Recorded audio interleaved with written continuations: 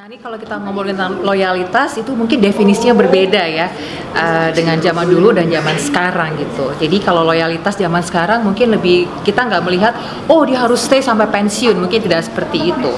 Tapi lebih kepada bagaimana seberapa lama dia bisa bertahan atau berada di dalam organisasi. Nah, peran kita bagaimana untuk bisa membuat rekan-rekan kita betah ya atau stay lebih lama dalam organisasi. Yang pertama adalah kita harus bisa memberikan inspirasi buat dia. Apapun itu inspirasinya.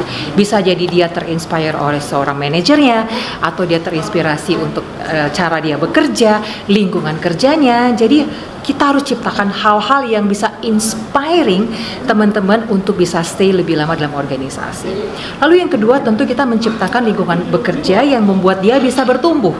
Tentu saja teman-teman pada saat kita masuk organisasi kita juga bukan hanya mengharapkan kompensasi semata, tapi bagaimana kita bisa bertumbuh baik sebagai kita dalam profesional dan karir maupun kita sebagai individu. Dan kita ciptakanlah itu media-media, environment yang bisa memungkinkan teman-teman dalam organisasi untuk bertumbuh secara profesional dan secara pribadi juga. Dan yang terakhir adalah tentu saja kita harus perhatikan development plan-nya dia ya.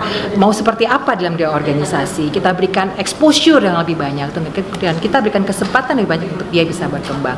Nah, itu mungkin tips dari saya. Balik lagi, loyalitas mungkin tidak sama definisi dengan tahun lalu, tapi loyalitas yang sekarang adalah bagaimana kita bisa membuat rekan-rekan kita untuk stay dalam organisasi, bertumbuh di organisasi dan bersama organisasi selama mungkin.